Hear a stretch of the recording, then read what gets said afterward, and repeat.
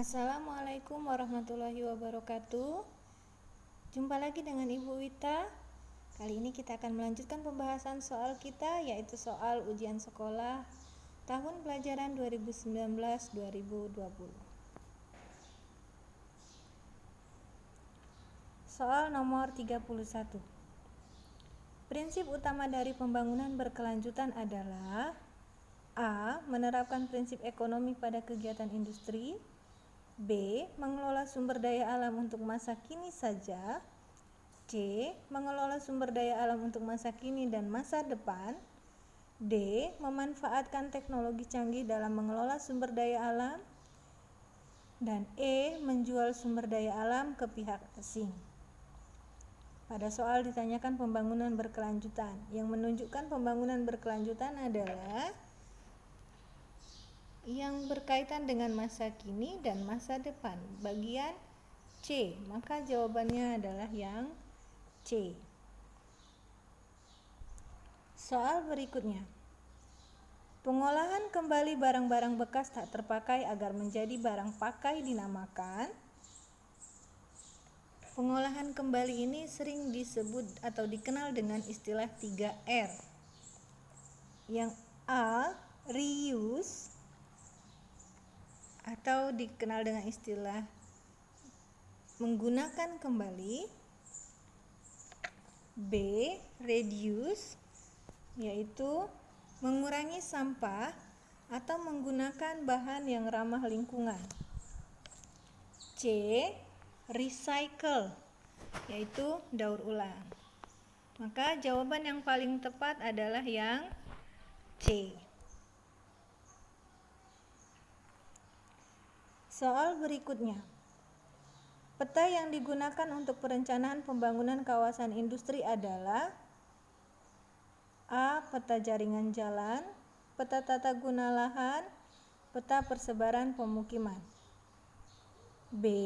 Peta topografi, peta penggunaan lahan, peta administrasi. C. Peta curah hujan, peta tata guna lahan, peta pemukiman. D. Peta administrasi, peta jaringan jalan, peta jenis tanah. E. Peta jenis tanah, peta pemukiman, dan peta curah hujan. Jawaban yang tepat adalah yang A, di mana kegiatan industri membutuhkan aksesibilitas baik untuk mengangkut bahan baku maupun untuk mendistribusikan hasil industri. Jadi membutuhkan peta jaringan jalan, ada di pilihan A dan juga pilihan D. Juga perlu diketahui peta tata guna lahannya. Ada di pilihan A, ada di pilihan B, juga ada di pilihan C. Sehingga kita pilih yang tepat, yang paling tepat adalah yang A. Nomor berikutnya. Indonesia sebagai negara kepulauan besar di dunia memiliki posisi strategis dalam aspek lokasi. Pernyataan yang tepat terkait konsep lokasi Indonesia adalah yang ditanyakan di soal ini terkait konsep lokasi. Konsep lokasi dalam geografi itu ada dua. Lokasi absolut dan lokasi relatif. Lokasi absolut merupakan lokasi yang relatif tetap atau bisa dibilang tidak berubah. Sedangkan lokasi relatif merupakan lokasi wilayah yang bisa berubah dilihat dari sudut pandang wilayah yang lain.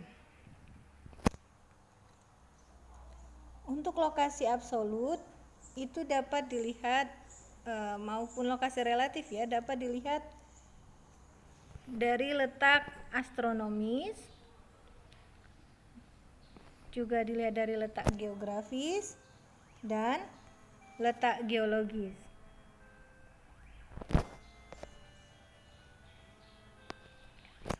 Kita lihat jawabannya satu persatu.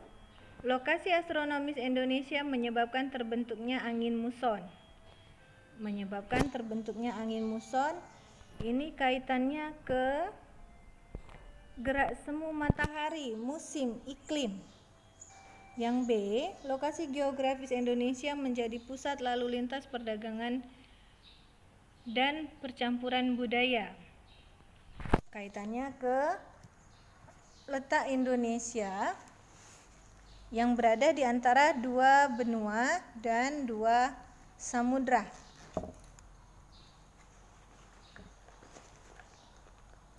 Kemudian yang C, lokasi geologis Indonesia berdampak pada curah hujan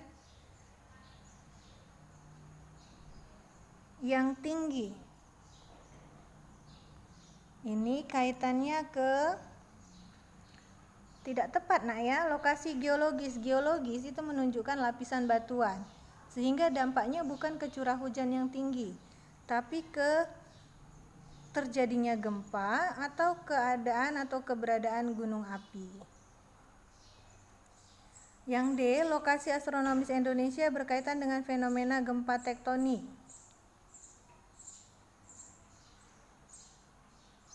Lokasi astronomis, yang D ini astronomis itu berhubungan dengan garis lintang dan garis bujur. Jadi seharusnya berkaitan dengan iklim, bukan berkaitan dengan gempa.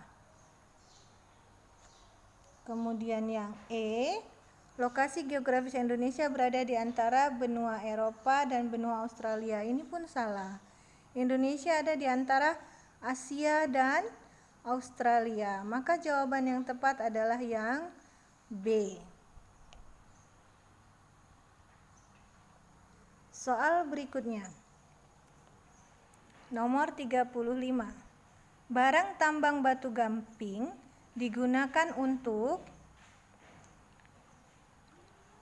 A. Bahan utama pembuatan semen, B. Bahan baku industri pupuk, C. Campuran obat penyakit kulit, D. Membuat kaleng, E. Bahan mentah untuk cat. Batu gamping ini merupakan batuan sedimen yang tersusun dari kalsium karbonat. Maka jawaban yang tepat adalah yang A. Kita lihat yang B. Bahan baku industri pupuk itu menggunakan amonia. Campuran obat penyakit kulit biasanya menggunakan belerang. Membuat kaleng itu menggunakan baja atau timah. Dan bahan mentah untuk cat adalah resin.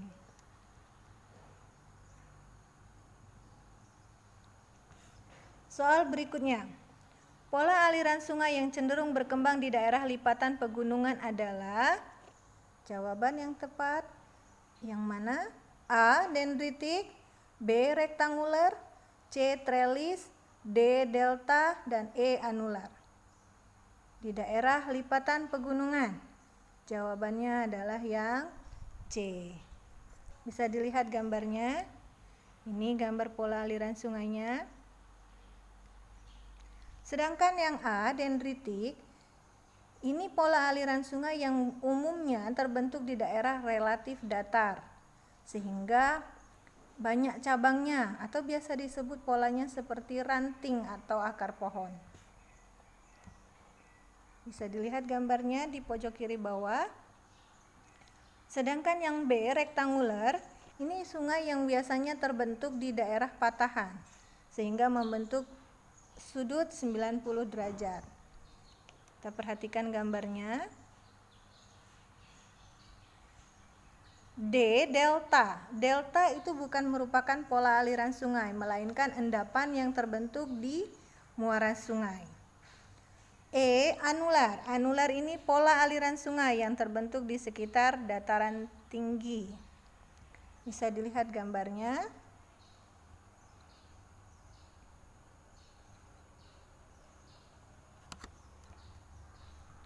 Nomor berikutnya. Perhatikan peta. Itu adalah gambar peta topografi atau biasa juga disebut peta kontur. Yang ditanyakan soal skala peta topografi di atas adalah, ditanyakan skalanya. Skala itu merupakan perbandingan. Konstanta 1. Perbandingan 1 dibanding penyebut skala. Jadi tulisan skala itu 1 berbanding penyebut skala, atau bisa juga ditulis 1 banding PS, penyebut skala.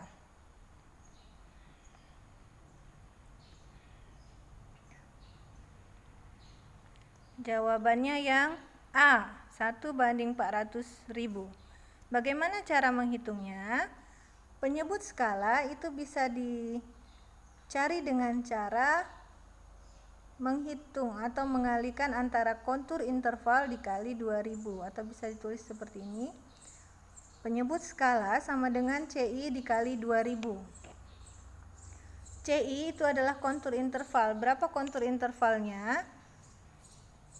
Kontur interval itu diperoleh dari melihat selisih antara setiap ketinggian. 200, 400, 600, 800, dan 1000. Setiap angka itu memiliki selisih 200.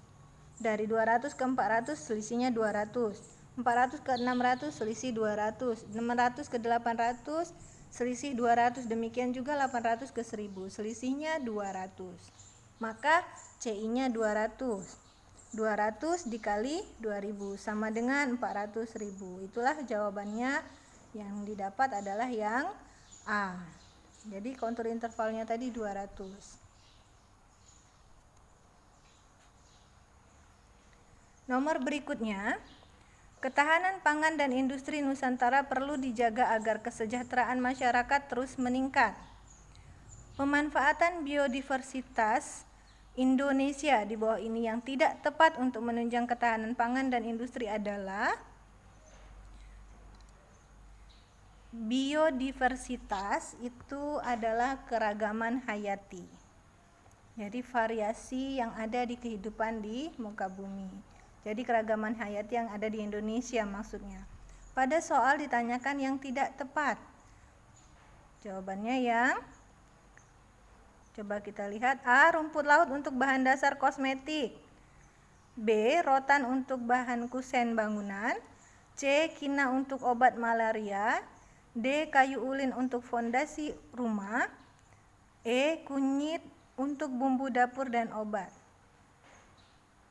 Yang tidak tepat, jadi kita cari yang tidak tepat. Yang B, rotan untuk bahan kusen bangunan. Rotan biasanya untuk furniture atau kursi, meja, seperti itu. Nomor berikutnya 39. Salah satu manfaat citra inderaja di bidang meteorologi adalah A, memantau pola curah hujan. B, mengidentifikasi tumpahan minyak. C, mendeteksi titik api kebakaran lahan. D, melihat kepadatan penduduk. E, menganalisa jenis batuan. Yang ditanyakan soal bidang meteorologi. Bidang meteorologi itu berkaitan dengan cuaca. Maka jawabannya yang A. Nomor berikutnya, pemanfaatan sistem informasi geografi di bidang ekonomi diantaranya adalah, jadi yang ditanyakan di bidang ekonomi. A, pengendalian penyebaran penduduk. B, pemantauan produktivitas pertanian. C, penentuan lokasi pembangunan ATM. D, pemantauan kebakaran lahan. E, pengamatan aliran erupsi gunung api. Kita lihat yang A tadi, pengendalian penyebaran penduduk itu berhubungan dengan demografi. Sedangkan B, produktivitas pertanian itu berkaitan dengan terestrial, konsep terestrial. Penentuan lokasi pembangunan ATM ini adalah perbankan, berkaitan dengan ekonomi. Coba kita lihat yang D, pemantauan kebakaran lahan. Ini kaitannya ke terestrial juga. Pengamatan aliran erupsi gunung api ini adalah proses vulkanik atau vulkanisme. Maka yang berkaitan langsung dengan bidang ekonomi adalah yang C. Demikian pembahasan dari Ibu, semoga anak-anak bisa memahaminya. Sampai jumpa lagi pada pembahasan soal berikutnya. Wassalamualaikum warahmatullahi wabarakatuh.